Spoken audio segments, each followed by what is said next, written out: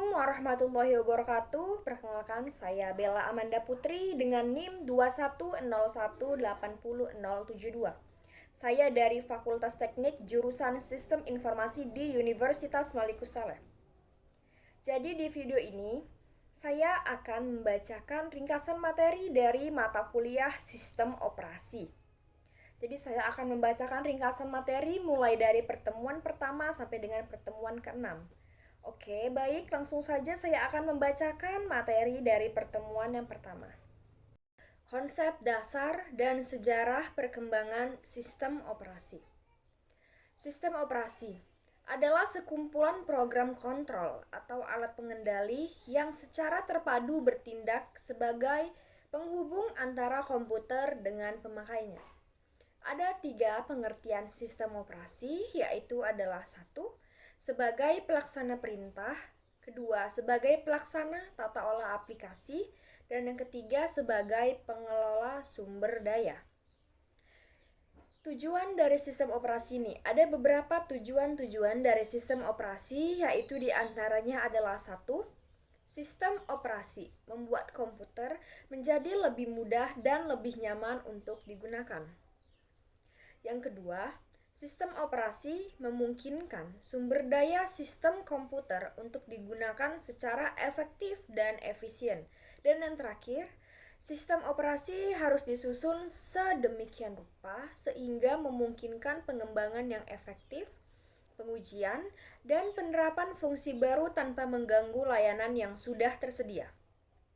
Fungsi sistem operasi. Ada beberapa fungsi sistem operasi, yaitu diantaranya adalah 1. Membentuk dan mengelola sistem file. Yang kedua, menjalankan program. Dan yang ketiga, mengatur penggunaan alat-alat yang berhubungan dengan komputer. Jenis-jenis sistem operasi berdasarkan interface, yaitu text-based shell versus GUI. Yang kedua, berdasarkan uses atau peruntukan. Contohnya yaitu standalone versus networking. Jadi ada beberapa jenis contoh sistem operasi, yaitu 1. DOS, yang kedua OS, yang ketiga Macintosh, yang keempat Windows, dan yang kelima Linux. Jadi Windows ini merupakan salah satu contoh sistem operasi yang paling familiar, yang paling terkenal, dan yang paling banyak digunakan oleh para pemakai komputer. Kita masuk ke sejarah sistem operasi. Sejarah sistem operasi terdiri dari 1. Operasi open shop, yaitu operasi langsung melalui switch elektrik pada komputer. Yang kedua, operasi driven shop, yaitu contoh adalah admin mengelompokkan job berdasarkan jenis program dan dieksekusi sesuai jenis program yang akan dikoding melalui punch card secara sequence. Yang ketiga, operasi offline. Job yang dieksekusi akan disimpan dalam media offline sebelum dieksekusi oleh komputer. Yang keempat, operasi penampung atau buffer operation. Yang kelima, operasi spool, yaitu bertindak sebagai buffer dan mampu menerima proses meskipun belum dikerjakan. Jadi contohnya yaitu printer. Yang keenam, operasi multi tata olah tumpukan atau batch multi-programming operation. Yang ketujuh, operasi berbagi waktu atau time sharing. Yang kedelapan, operasi olahan segera atau real-time programming operation. Kita masuk ke kelas sistem operasi.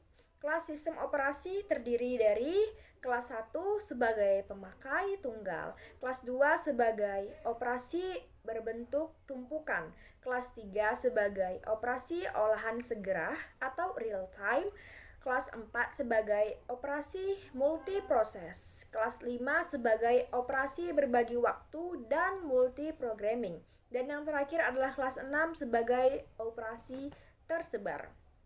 Jadi terakhir ini ada faktor sistem operasi. Faktor sistem operasi yaitu diantaranya adalah 1.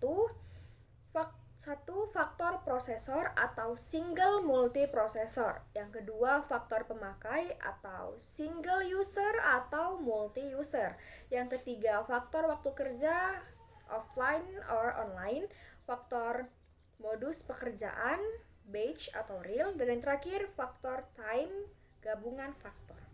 Oke, jadi cukup sekian materi dari pertemuan pertama yang saya ringkas. Selanjutnya kita masuk ke pertemuan kedua. Kita lanjut di pertemuan kedua dengan judul Skema Dasar Sistem Komputer dan Perangkat Lunak. Satu, ada perangkat keras atau hardware, yaitu komponen fisik komputer yang terdiri dari rangkaian elektronika dan peralatan mekanis lainnya.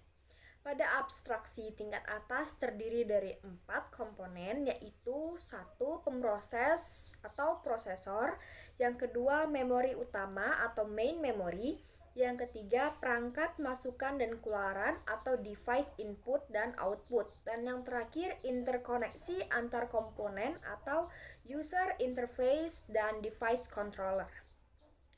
Sumber daya perangkat keras. Sumber daya perangkat keras terdiri dari 1.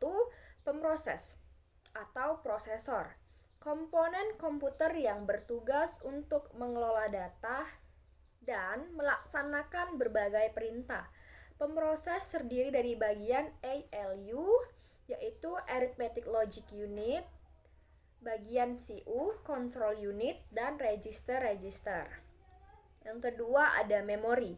Memori berfungsi sebagai tempat penyimpanan data dan program. Terdapat beberapa tipe memori, yaitu register, memory cache or cache memory, memori kerja atau main memory,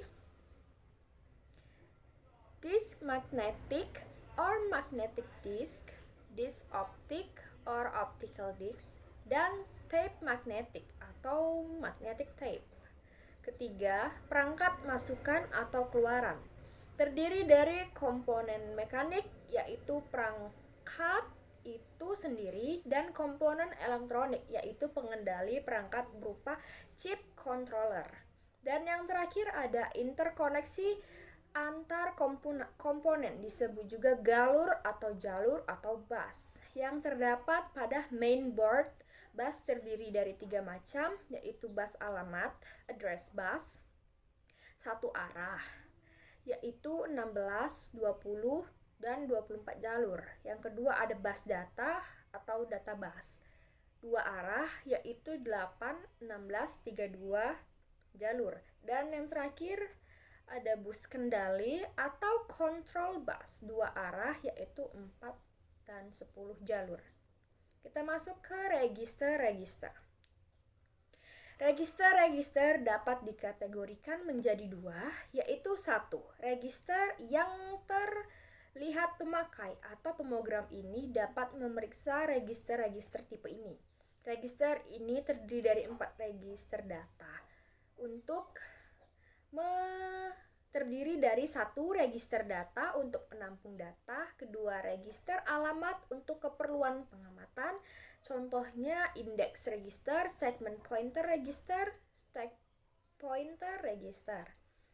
Yang kedua register untuk kendali dan status. Jadi register ini mengendalikan operasi pemroses yang terdiri dari 1 register untuk alamat dan buffer, register untuk eksekusi instruksi, dan register untuk informasi status yang berisi sign, zero, carry, equal, overflow, interrupt, enable or disable, and supervisor. Oke, baik, kita lanjut ke mekanisme pembacaan. Untuk membaca data suatu alokasi memori, CPU mengirim alamat memori yang dikehendaki melalui bus alamat, kemudian mengirim sinyal memori read pada bus kendali. Sinyal memori read memerintahkan ke perangkat memori untuk mengeluarkan data pada alokasi tersebut ke bus data agar dibaca oleh CPU.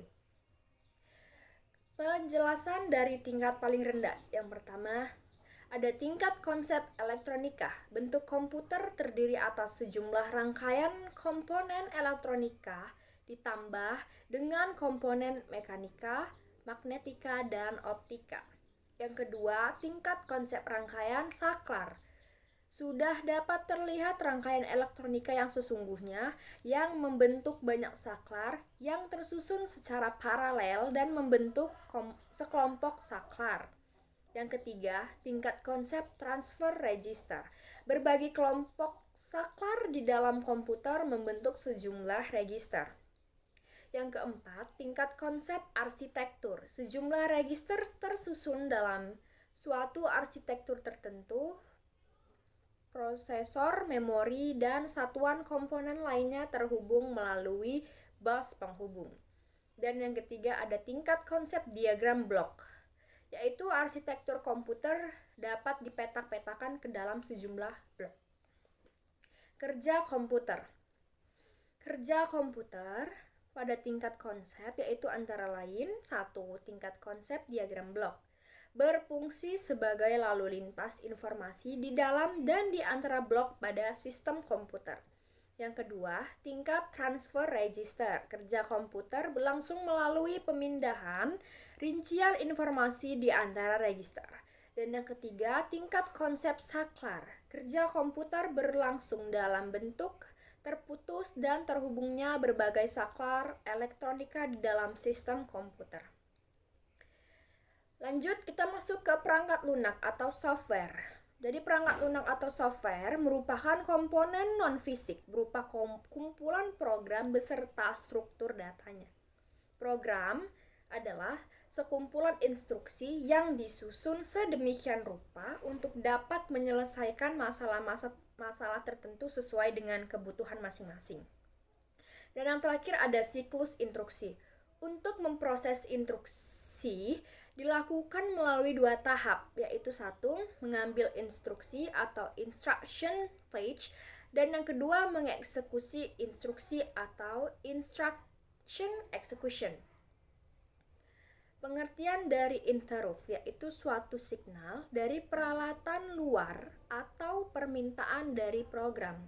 Penyebab interrupt ini tuh adalah program division by zero, input output, timer atau quantum pada algoritma round robin, dan yang terakhir tuh kegagalan hardware. Trap software generate interrupt yang disebabkan oleh kesalahan atau karena permintaan user. Jadi cukup sekian dari ringkasan materi yang bisa saya sampaikan di pertemuan kedua. Kita lanjut ke pertemuan ketiga.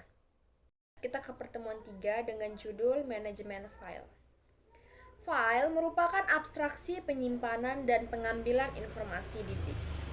Sifat file yaitu 1. Persistent, yang artinya adalah informasi dalam file tetap ada walaupun satu dayanya dimatikan. Yang kedua, ada size dan shareability, yang artinya adalah digunakan oleh banyak proses secara konkuren. Sasaran dan fungsi sistem manajemen file. Yang pertama, sasaran. Memenuhi kebutuhan manajemen data bagi pemakai. Retrieve, insert, delete, dan update. Menjamin data pada file dengan valid.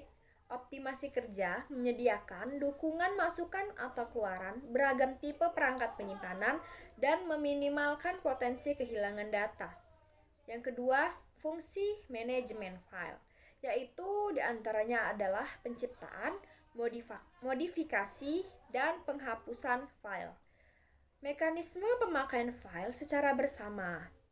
Kemampuan backup dan recovery untuk mencegah kehilangan karena kecelakaan atau dari upaya penghancuran informasi-informasi.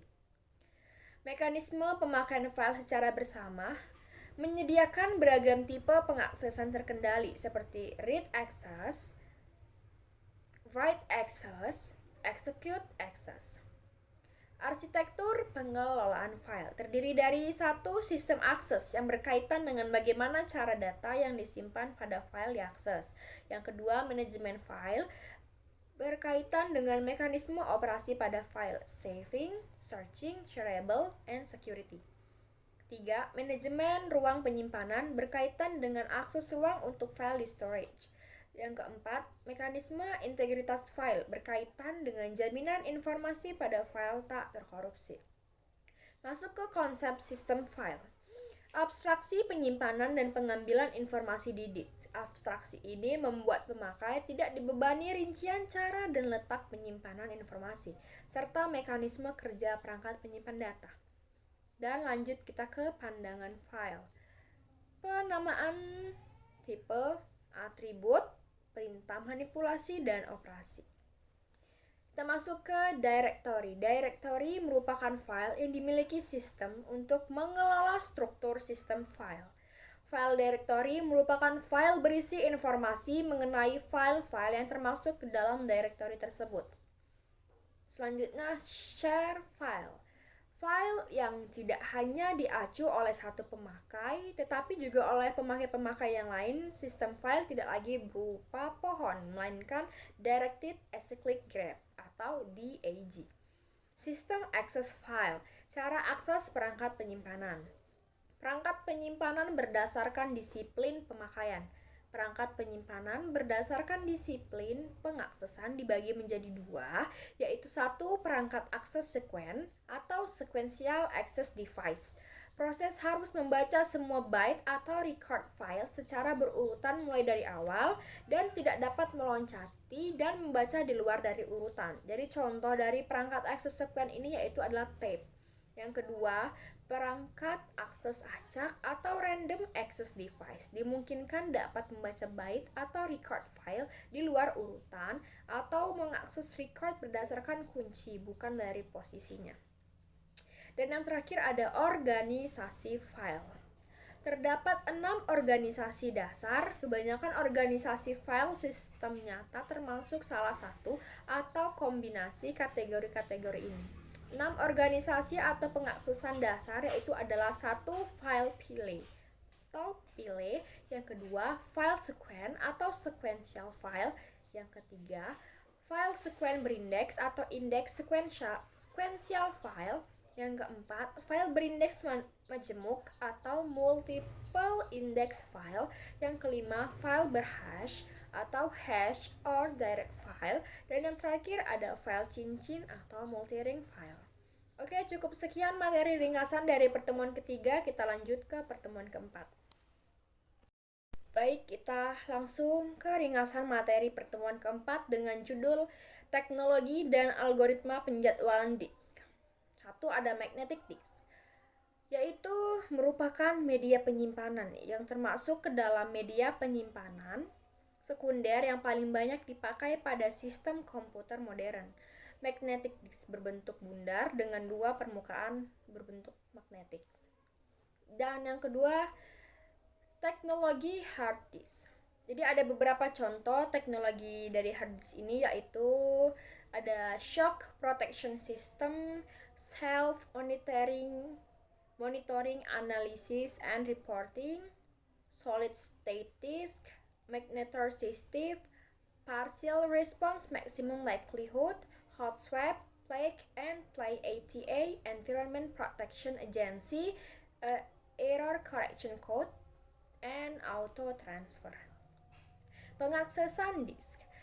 Ada waktu akses, yaitu adalah waktu yang diperlukan oleh kepala baca untuk menulis atau membaca isi sektor. Terdiri dari 4 komponen waktu, yaitu satu, waktu cari, yaitu adalah waktu untuk mencapai lintas atau silinder yang dikehendaki. Yang kedua ada waktu mantap, adalah waktu untuk hulu tulis baca menjadi mantap di lintas atau silinder. Yang ketiga waktu latensi, yaitu adalah waktu untuk mencapai hulu tulis baca.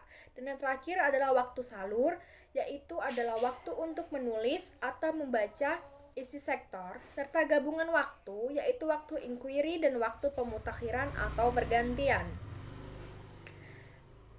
Lanjut ke pengaksesan lintas disk pada sistem multitata olah. Jadi pengaksesan lintas disk pada sistem multitata olah ini terdiri dari 7. Yaitu yang pertama ada algoritma pertama tiba pertama dilayani atau PTPD. Proses pengaksesan di algoritma ini akan dimulai secara berurutan sesuai dengan urutan tiba atau kedudukan antrian. Dan yang kedua ada algoritma pickup. Pada algoritma ini hulu tulis baca akan membaca atau menuju ke track yang terdapat pada urutan awal antrian sambil mengakses track yang dilalui. Mirip seperti metode yang pertama, tetapi lintasan yang dilewati diambil sehingga tidak perlu diakses lagi. Dan yang selanjutnya ada algoritma waktu cari terpendek dipertamakan WCTD. Jadi algoritma ini merupakan proses dilaksanakan terhadap track yang terdekat dengan hulu baca tulis atau shortest seed time first, di atas atau di bawah. Kemudian mencari letak track yang terdekat di atas atau di bawah dan seterusnya. Lanjut ke algoritma look. Pada algoritma ini, hulu tulis baca akan bergerak naik seperti pergerakan leaf menuju antrian track terbesar pada disk sambil mengakses antrian track yang dilalui. Kemudian turun menuju antrian track yang terkecil sambil mengakses track yang dilalui. Dan track yang telah diakses tidak perlu diakses kembali. Lanjut ke algoritma circular look. Jadi pada algoritma ini, hulu tulis baca akan bergerak naik juga seperti pergerakan leaf menuju antrian track terbesar pada disk sambil mengakses antrian track yang dilalui. Kemudian turun menuju antrian track terkecil tetapi tidak mengakses track yang dilalui. Baru pada saat naik akan mengakses track yang belum diakses. Selanjutnya ada algoritma scan. Pada algoritma ini, hulu tulis baca akan bergerak naik seperti pergerakan leaf menuju track terbesar pada disk sambil mengakses antrian track yang dilalui. Kemudian turun menuju ke track terkecil pada disk sambil mengakses track yang belum dilalui. Maksudnya. Dan track yang diakses tidak perlu diakses lagi. Lanjut ke algoritma circular scan, algoritma terakhir, yaitu pada algoritma ini hulu tulis baca akan bergerak naik seperti pergerakan leaf menuju track terbesar pada disk sambil mengakses antrian track yang dilalui. Kemudian turun menuju track terkecil tetapi tidak mengakses track yang dilalui. Baru pada saat naik akan mengakses track yang belum diakses. Oke, cukup sekian ringkasan materi dari pertemuan 4. Kita lanjut ke pertemuan kelima. Dan kita lanjut ke pertemuan kelima dengan judul proses dan penjadwalan proses. Jadi penjadwalan proses itu merupakan kumpulan kebijaksanaan dan mekanisme di sistem operasi yang berkaitan dengan urutan kerja yang dilakukan oleh sistem komputer. Penjadwalan ini bertugas untuk menentukan satu, proses harus berjalan, dan kapan dan berapa lama proses itu berjalan. Sasaran penjadwalan. Kriteria yang digunakan sebagai sasaran penjadwalan meliputi adil atau fairness, efisiensi atau efficiency, waktu tanggap atau response time yang terdiri dari sistem interaktif dan sistem waktu nyata. Dan ada turnaround time, lalu terakhir ada throughput. Penjadwalan proses. 3 istilah yang digunakan dalam penjadwalan proses yaitu 1. Antrian.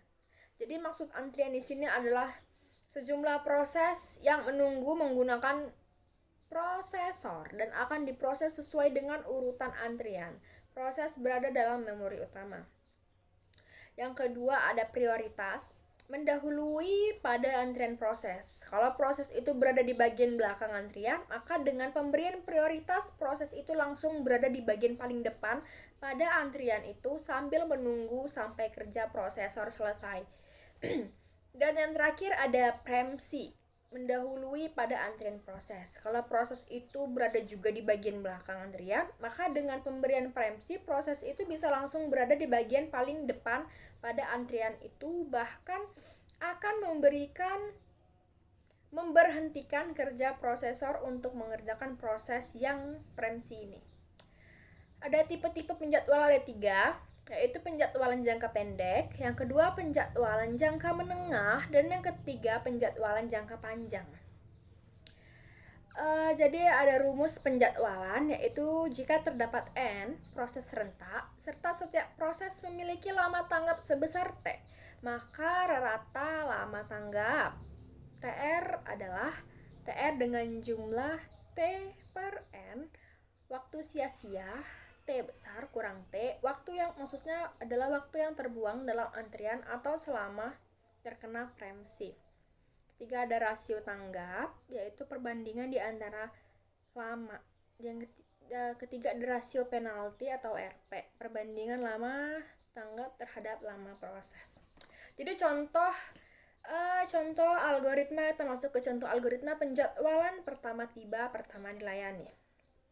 Jadi contohnya nih ada nama prosesnya ABCD dengan saat tiba 0137 dengan lama proses 4738. Dan dimulai saat mulai dengan 0, 4, 11, 14, saat rampung 4, 11, 14, 22, dan lama tanggapnya 4, 10, 11, 15. Kita jumlahkan dengan jumlah 40, lalu kita bagi menjadi 4, karena tadi ada 4 proses, 40 bagi 4, jadi rata-ratanya adalah 10. Dan lanjut ke algoritma penjadwalan proses terpendek dipertamakan. Dengan contohnya dengan nama proses ABCD saat tiba 0, 3, 5, 6. Lama proses 5, 7, 2, 4. Jadi penyelesaian itu juga hampir sama dengan algoritma yang sebelumnya, yaitu dengan saat mulainya ada 0, 11, 5, 7, saat rampungnya ada 5, 18, 7, 11, dan lama tanggapnya ada 5, 15, 2, dan 5. Lalu kita jumlahkan dengan jumlah 27, kita bagi kembali dengan bagi 4, karena tadi ada 4 proses, yaitu 27 bagi 4, yaitu 6,75. Oke, mungkin itu saja yang bisa saya ringkas, yang saya bacakan di pertemuan kelima. Kita lanjutkan ke pertemuan keenam. Oke, lanjut kita ke pertemuan terakhir atau ke pertemuan keenam dengan judul penjadwalan proses. Karena di pertemuan terakhir ini merupakan materi lanjutan dari pertemuan kelima tadi.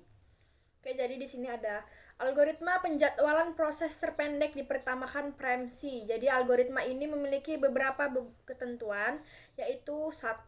Prioritas berdasarkan pendeknya sisa proses diperhatikan saat proses tiba atau saat proses selesai. Dan yang kedua, menghitung lama sisa proses dari semua proses yang sudah ada. Yang ketiga, jika proses dengan sisa proses yang lebih pendek dari proses yang sedang dikerjakan, maka atas dasar preemsi proses yang sedang dikerjakan akan dikeluarkan dari prosesor. Jadi ini terus kita masuk ke contoh algoritma penjadwalan proses terpendek dipertamakan preemsi. Tuh, di sini ada nama prosesnya ABCD dengan saat tiba 0245 dan lama proses 7394. Lalu penyelesaiannya dengan cara saat mulainya terdiri dari 02415 dengan saat rampung 14, 5, 2, 3, 9 dan lama tanggapnya 14, 3, 19, 4. Jadi kita jumlahkan di lama tanggapnya itu dengan berjumlah 40, karena tadi ada 4 proses, maka kita bagi ke 4, 40 bagi 4, jadi rata-ratanya kita dapat 10. Lanjut ke ada algoritma penjadwalan rasio penalti tertinggi dipertamakan. Jadi penjadwalan dengan prioritas tanpa preemsi ini memiliki juga beberapa ketentuan, yaitu prioritas berdasarkan besarnya nilai rasio penalti. Jadi rumus rasio penalti RP atau rasio penalti sama dengan S tambah T per T. Keterangannya S ini adalah waktu sia-sia, P ini lama proses. Jadi artinya tetap mendahulukan proses terpendek, namun prioritas panjang akan turut meningkat melalui peningkatan rasio penaltinya. Jadi contoh dari algoritma ini yaitu ini ada proses, sama prosesnya A, B, C, D dengan saat tiba 0, 1, 2, 3, 4 dengan lama proses 4, 2, 5, 8, 4. Jadi penyelesaiannya kita cari saat mulainya ada 0, 4, 6, 15, 11, saat rampungnya ada 4, 6, 11, 23, 15 dan ada lama tanggap 4, 5, 9, 20, 11. Sama dengan algoritma sebelumnya, kita jumlahkan dulu lama tanggapnya. Jadi di sini kita jumlahkan 49. Terus kita bagi 5, 49 bagi 5 kita dapat 9,8. Dan yang terakhir lanjut ke algoritma penjadwalan putar gelang atau round robin. Penjadwalan tanpa prioritas dengan preemsi. Ini memiliki beberapa ketentuan, yaitu diantaranya ada 1. Kuantum waktu yang digunakan oleh prosesor untuk melayani setiap proses. Yang kedua ada proses akan melayani setiap proses berdasarkan antrian. Dan yang ketiga, proses akan melayani sesuai dengan kuantum waktu yang sudah ditentukan. Jadi contohnya, Semua sebenarnya sama dengan algoritma sebelumnya. Jadi ada nama proses A, B, C, D, E. Saat tibanya 0, 2, 5, 6, 7 dengan lama proses 5, 3, 7, 1, 6.